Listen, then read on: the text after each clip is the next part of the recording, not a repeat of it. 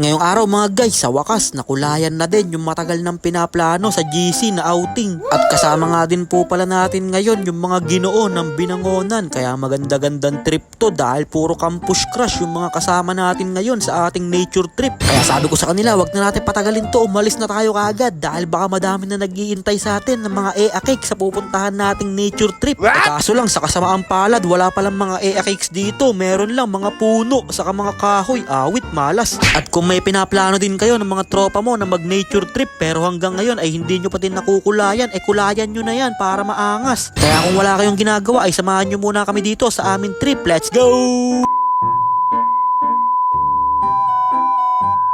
So, ayun po, umaga pa nga lang ay nagbiyahe na kagad kami dahil meron nga pala kaming pupuntahan ngayon na napaka-solid na nature trip. Ganito dapat, pag nagpaplano, diretso alis ka agad, hindi na yung madami pang cheche-buretche. Pagka nag-aya kayo, dapat aalis agad, hindi yung puro aya lang. At maya-maya lang mga guys, ay nandito na nga din kami sa Morong. Ayan bandami din nagra-rides ngayon, linggo kasi, tas bang ganda din ng sunrise. Ayan napaka-solid nung araw. Kaya nag-stop over na din kami dito sa may palengke ng Tanay para bumili ng mga kakailanganin namin sa aming lulutuin. At ito nga po pala yung mga kasamahan natin. Ayan puro campus crush yan ng Binangonan, puro mga guwapings. At dito nga pala kami pupunta, baka hindi pa kayo nakakapunta dito, baka hindi nyo pa alam tong lugar na to lagi-lagi na to sa vlog ko, nagsasawa na nga ako. Talagang magiging lokal na ako nyan ng Barangay Daraitan. Wala kasing mga ganitong ilog sa Binangonan, kaya kailangan pa talaga namin pumunta ng Daraitan para makapag nature trip. Kaya pinaghiwa na nga dyan ni Kuya Jay yung mga panggigisan niya para sa aming lulutuin na ulam. At syempre dahil lokal nga tayo dito sa Barangay Daraitan, hindi na kami nakapagdala dyan ng butane. Mano-mano na lang to, nagpalingas na lang kami ng uling para makapagluto kami ng sinaing saka ng ulam. Pero isa to sa nagpapasaya sa mga ganitong nature trip dahil kailangan mo dito dumiskarte kung paano ka makakapagluto ng ulam dahil kung hindi ay magugutom ka, kaya bawal dito ang pabebe. Tignan mo si Coach Jay dyan, tamang putol-putol lang ng kahoy para meron kaming pampalingas. At ito na nga din pala yung mga lulutuin namin, naka-ready na sa lamesa, pinapaypayan ko dahil nilalangaw, baka maunahan pa kami ng langaw. At dahil sobrang init nga ng panahon ngayon dito sa may Daraitan, kaya napabili na nga dyan ng napakasarap na ice cream si Cap Robin saka si Idol Au Kurt Ramos.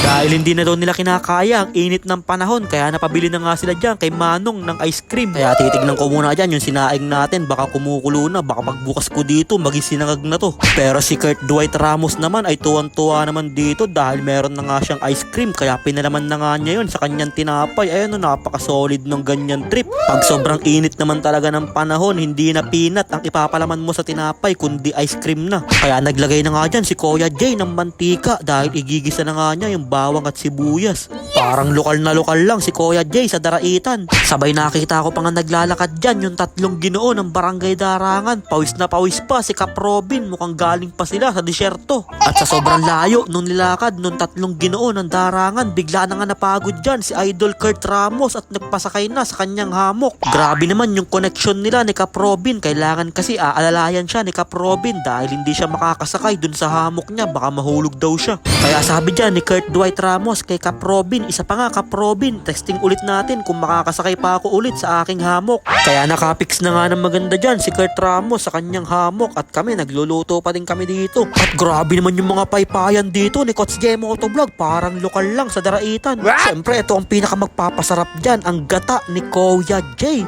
Inatasan na ng gata yung manok. Ayan napakasarap, naglalagkitan. At sa kabila naman, tignan natin kung ano ba niluluto dito. Grabe, puro mga beef pala to. Kaya pinaghalo ko na nga yan dahil baka masunog na sa sobrang tagal. At pagkatapos lagyan ni Kuya Jay ng gata yung manok ay pinaglalagyan na nga din yan ni Coach Jay Motovlog ng dahon na ligal sa kanang patatas para daw mas masarap. Grabe, na-excite na tuloy ako kumain. Mukhang masarap yung niluluto ni Coach Jay Motovlog saka ni Kuya Jay. Sabay tinignan ko na nga din dyan ang kagandahan nitong Daraitan. Ayan para lang siyang tao na may onting ilog. Dahil linggo nga pala kami nagpunta dito, kaya naman talagang sobrang daming tao. Talagang pag nalunod ka, madaming tatawa sa'yo. At ano na kayang balita sa mga tropa natin dyan, tapos na kaya silang magluto. Ayun sinisilip pa ni Kuya RJ kung luto na. Pero pwede na yan, maluluto din yan. At pinagbabalatan na nga dito ni Kuya JR yung mga mangga natin na baon. Kaya nararamdaman ko maya-maya lang ay malapit na nga din kaming kumain dahil dahil nagugutom na nga kami, hindi kami nag-almusal.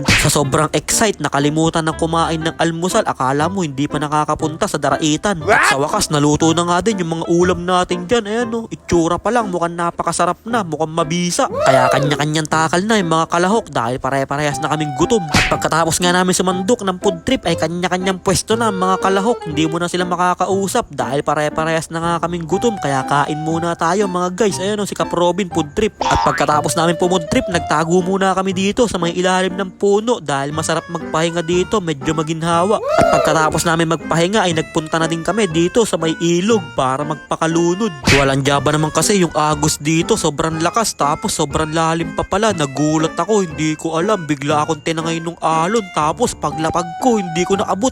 Talagang kinakapos na ako sa hininga, unti na lang malulunod na ako. Hindi kasi ako marunong lumangoy, syunga kasi ako eh. Munti ka na tuloy mag-signing off si Ninin Vlogs, talagang hindi na ako makahinga dun. Buti nakapunta ako sa may mababaw, tempo. Kaya si Kurt Ramos dito, inakyat na lang yung napakataas na bato dahil ayaw niya daw niya dumaan sa may malakas na agos dahil baka maging kwento na lang din siya. At ito nga po pala yung unang nalunod, si Kuya Jay. Buti na lang nasagip siya ni Cap Robin. Tignan niyo naman dyan si Kuya Jay, takot na ayun o, parang malulunod kabababa na hanggang tuhod nga lang ni Kuya JR. Dito lang sa may bandang gitna, ayan o, banlakas nung agos, rumaragasa, talagang tatangayin ka papunta sa maling tao. Kaya itigil na natin tong kalokohan na to, bumalik na tayo sa cottage dahil baka pare-parehas pa tayo dito maging kwento. Pero si Coach J Motovlog ay patuloy pa din dito sa paninipat. Inaaya na namin siya sa may cottage dahil sabi namin, tara na Coach J, ayaw na namin dyan, nalunod na nga kami, aya ka pa ng aya dyan. Kaya sabi ko sa kanila, pag uwi ko ng Binangonan, magpapractice ako lumangoy para hindi na ako malulunod dito sa daraitan. Kaya pagkatapos ng puro kalokohan na trip ay naggaya na nga din sila umuwi dyan para hindi daw kami masyado gabihin sa aming biyahe. At may nakasabay pa kami ditong habal-habal. Ayan o, dalawa pa yung pasahero niya. Buhaya naman si Idol sa pasahero para mauubusan. Kaya kayong mga nanonood dyan, ano pang iniintay nyo? Ayain nyo na din yung mga tropa nyo at kulayan nyo na yung mga pinaplano yung mga drawing. Dahil paminsan-minsan ay kailangan din natin mag-unwind at mag-relax, hindi yung puro trabaho.